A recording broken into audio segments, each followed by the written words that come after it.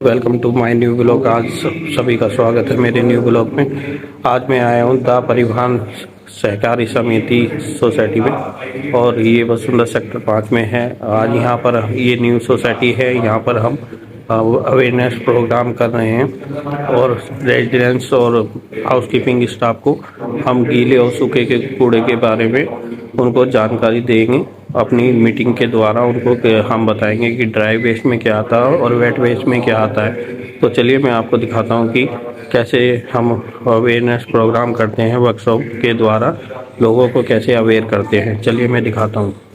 इस हॉल में awareness meeting का प्रोग्राम चल रहा है, तो चलिए मैं दिखाता हूँ।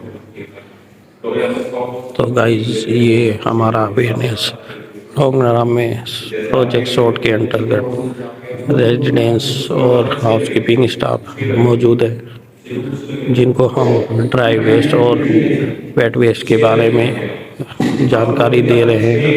ये आईपीसी के द्वारा दशमीत जी लोगों को बता रहे हैं कि वेट वेस्ट और ड्राई वेस्ट क्या होता है। तो जैसे मैं दिखाता हूँ कि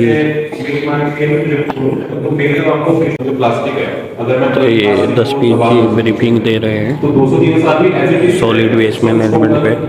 और ये सामने जो आप प्रोडक्ट देख रहे हैं, ये जो चिप्स, कुरकुरे और प्लास्टिक होती है कलेक्शन करके हम ये अलग अलग तरह के प्रोडक्ट बनाते हैं।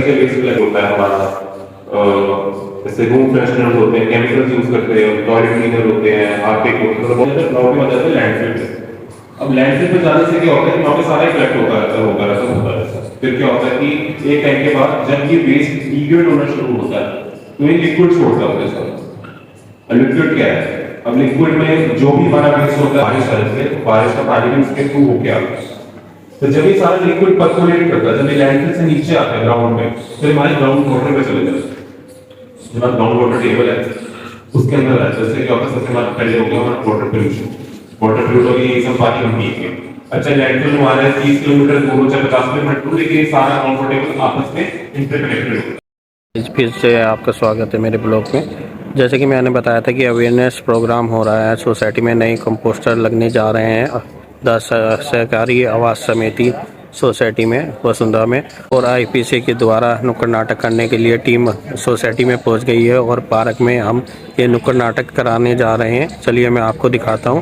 और इस नुक्कड़ नाटक के थ्रू हम आपको सोसाइटी में जो भी रेजिडेंट्स है, मेड्स और हाउसकीपिंग स्टाफ है, उनको हम एक नुक्कड़ नाटक के जरिए ये संदेश देंगे कि आपको गीला सूखा कचरा कैसे अलग करना है अपने घरों से ही, ताकि वो हार्मफुल जो कचरा है वो मिक्स होकर कहीं ना कहीं अनयूज हो जाता है हमारा। तो चलिए मैं दिखाता हूँ कैसे नुक्कड़ नाटक स्ट्रीट प्ले कर रहे हैं सोसाइटी में। स्टार्ट हो गया है, तो चलिए मैं दिखाता हूँ कैसे क्या संदेश दे रहे हैं। तो क्या करें, साहब यहाँ नहीं, वो सामने नीले वाला डस्टबिन रखा है ना, उसके बराबर में जो हरे वाला डस्टबिन है उस पे जाके थूक दो साहब।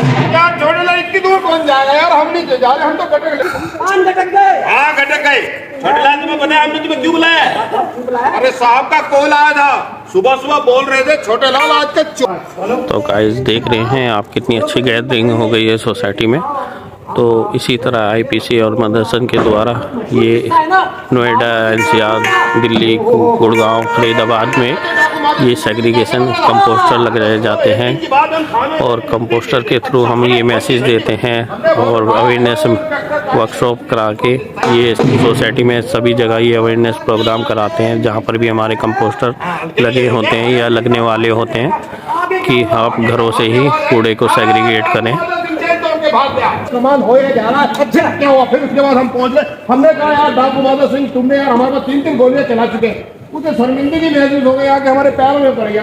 अरे साहब 3 गोलियों से बच चुके हो, तो मैं कुछ नहीं कर सकता। हमने उसको खाया, खा के खाया बंद कर दिया।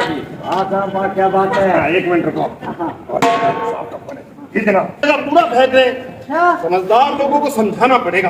तो साहब जिंदगी कूड़ा हो जाएगी। हाँ सुशीला 1 मिनट लगता है, हमारा पीछे कुछ चोर को लग गया। और लेकिन 1 मिनट रुको। अरे बाप रे, हमारे पीछे तो पुलिस लग गया रखो फोन तुम भाई। सर जी नमस्ते, कैसे हैं आप सर जी? हम तो बढ़िया है, आप बताइए। बहुत बढ़िया सर जी। छोटे लाल देखो जरा इनके हाथ में क्या है? हाँ पेट बोतल भी है। हाँ, देखो पी चुके हम, खाली हो गया। खाली पेट बोतल लेके घूम रहे हैं। अरे मैडम जी, इन सबको ना अलग अलग रखा करो। आपको पता है 2050 तक समुद्र में मछलियां नहीं मिलेंगी। अच्छा। सिर्फ मिलेंगी ये पेट बोतल्स और ये कूड़ा कचरा। लेकिन सर जी हम लोग को आदत पड़ा हुआ है ये पेट बोतल का भी और पॉलिथीन का भी। अब कैसे अपना जीवन से अलग करेंगे, सोचिए जरा। अरे मैडम बहुत बड़ी परेशानी है। करना पड़ेगा। अरे। अरे बाहर देश में तो लोग 7-7 डस्टबिन रख रहे हैं, आपको 2 डस्टबिन रखने में भी दिक्कत हो रही है। तो आप घर में भी, अरे का सर जी हमरा मेम साहब के पास इतना बड़ा डस्टबिन है किचन में, सारा कूड़ा उसमें जाता है सर जी। वो फिर लेके चला जाता है कूड़ा वाला। अरे मैडम टेंशन समझा करो। नहीं, बिल्कुल ऐसे सुना रही है जैसे हम इनको अवार्ड देंगे। छोटे लाल बहुत तेज है हमारे, सब पकड़ लेते हैं। सर जी बहुत अच्छी बात आप बोले, अवार्ड मिलेगा क्या सर जी? अवार्ड? अरे क्या अवार्ड की बातें कर, समझाने के लिए आए हैं। मैडम इस कूड़े को अलग अलग करके रखा करो, गीला कूड़ा अलग, सूखा कूड़ा अलग। और सर जी अब गीला कूड़ा सूखा कूड़ा अलग अलग करने की इतना टाइम है हमारे पास? 7-7 ठो घर करते हैं हम दिन भर में, और मेम साहब के घर में ही अगर अलग अलग गीला कूड़ा सूखा कूड़ा करेंगे तो 7 घर कैसे काम करेंगे हम बताइए ना। हाँ, कितने दुख की बात है। अरे मैडम भी करना पड़ेगा, चाहे कितनी भी दुख की बात हो। ऐसे हाँ, हाँ। अलग अलग रखोगे तभी तो कुछ फायदा सकते। कुर्सी मेज बहुत सारी चीजें बनती है। अरे सर जी आप तो वाह सर जी। अरे हम तो कहते हैं आप पुरुष ही नहीं है। क्या? अरे वाह, पुरुष। महापुरुष है साहब, हमारे महापुरुष है। अब गीला कूड़ा सूखा कूड़ा घर से ही हम अलग अलग करेंगे। बिल्कुल। मेम साहब से भी बोल देंगे, समझे ना? हाँ। भाई इससे खाद गैस बिजली बनता है, नया नया चीजें बनता है, तो बहुत अच्छी बात है। और सर जी हमारा आदमी देखिए अभी 4 दिन बाद बुखार से उठा, बीमारी से नफरत हो गई है सर जी।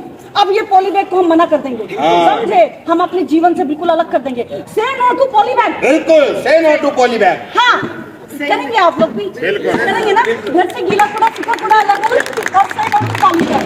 हाँ तो आप संकल्प लीजिए सर, मतलब कि आप शपथ लीजिए, शपथ लेंगे कि ये जो है सिंगल यूज प्लास्टिक को बैन करेंगे और घर से ही गीला कूड़ा सूखा कूड़ा अलग अलग करेंगे। बिल्कुल सही करेंगे। Thank you everyone, thank you. हाँ बिल्कुल, छोटी छोटी बातों को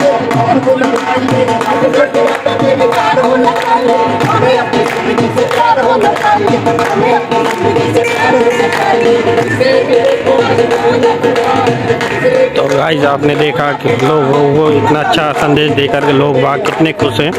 तो हमारा सबसे बड़ा सबसे यही अनुरोध है कि आप अपने घरों से ही सेग्रीगेट करें और संदेश को फॉलो करें। आप अगर कोई भी क्वेश्चन और मैसेज करना चाहते हैं तो इंडियन पोल्यूशन कंट्रोल एसोसिएशन और मुझसे कांटेक्ट कर सकते हैं। अब सोसाइटी में मशीनें पहुंच गई है, अभी फ़िलहाल मशीनें रखवा रहे हैं हम। उस मंडे को ये मशीनें इंस्टॉल होंगी, तो अभी सेफ्टी के साथ रखवा रहे हैं हम मशीनों को। तो अभी सोसाइटी के हॉल में ये सारे कंपोस्टर रखवा रहे हैं, 4 कंपोस्टर, ताकि मंडे को हम इन मशीनों को इंस्टॉल करेंगे।